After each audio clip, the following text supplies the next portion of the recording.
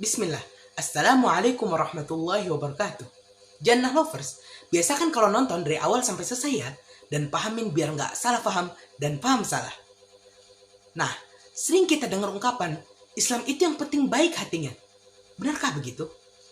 Mari disimak penjelasan ini. Rasulullah Shallallahu Alaihi Wasallam bersabda, Inna Allah la yanzur ila surikum wa amwalikum, walakin yanzur ila qulubikum wa a'malikum.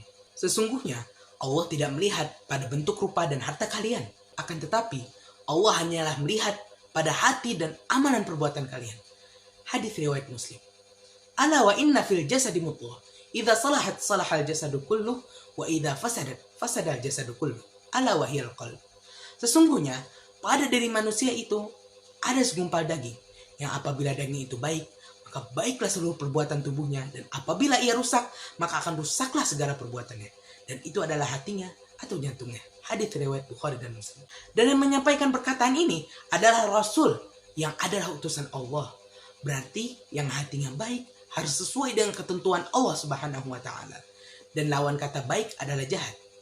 Sebelum kita lihat siapakah yang berhati baik menurut pemilik hati manusia yang tidak lain hanya Allah Subhanahu wa taala, maka kita perlu tahu juga siapakah yang jahat menurut Allah Subhanahu wa taala.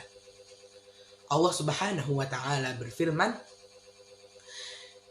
Innama ya'murukum bis-su'i wal fahsya' wa an taqulu 'ala Allahi ma la ta'lamun. Sesungguhnya setan itu hanyalah menyuruh kamu agar berbuat jahat dan keji, dan mengatakan apa yang tidak kamu ketahui tentang Allah. Quran Surah Al-Baqarah ayat 169. Artinya, yang jahat adalah yang mengikuti ajakan syaitan agar tidak mau mentaati Allah. Allah Subhanahu wa taala berfirman juga dalam Quran Surah Al-Hijr ayat 39. Qala rabbi bima aghwaytani la uzayyinanna lahum fil ard wa la ughwiyannahum ajma'in. Iblis berkata, Tuhanku, karena engkau telah memutuskan bahwa aku sesat, maka aku pasti akan jadikan kejahatan terasa indah bagi mereka di bumi. Dan aku akan menyesatkan mereka semuanya.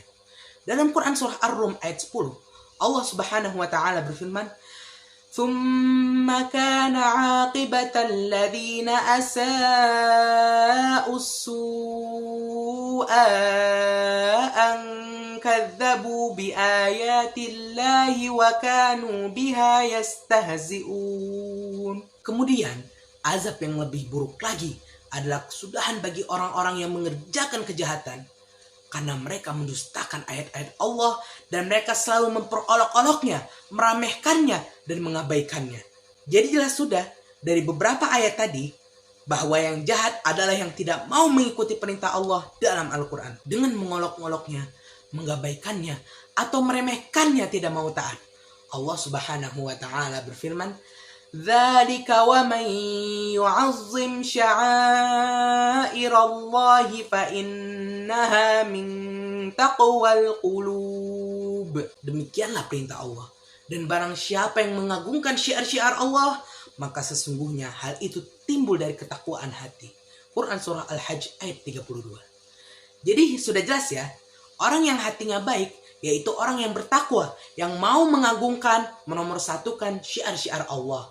Kalau Allah perintahkan sholat, ya dia sholat. Kalau Allah perintahkan zakat, infak, sedekah, ya dia pasti turuti. Allah suruh puasa, yang tidak ada uzur, ya pasti puasa. Allah perintahkan wanita balik berhijab syar'i di depan yang bukan mahram, ya taati. Yang Allah perintahkan, jalankan semampunya, semaksimal kemampuan. Yang Allah larang, jangan lakukan. Itulah orang-orang yang hatinya baik menurut Allah Ta'ala. Kalau tidak sungguh-sungguh belajar agama, tidak mau belajar Al-Quran, tidak mau memahami Al-Quran, dari mana bisa tahu mana yang Allah suka dan tidak? Mana yang baik menurut Allah dan yang bukan? Jannah lovers, sebelum terlambat, masih sempat, mari mulai benahi diri. Karena maut tidak menunggu taubat. Siap tidak siap, jika sudah waktunya pasti ajal akan menjemput. Sebari kebaikan ini, insya Allah mengalir pahala yang tidak putus. Amin. Subhanakallahumma wa bihamdika asyhadu an la ilaha illa ant astaghfiruka wa atubu ilaik. Wassalamualaikum warahmatullahi wabarakatuh.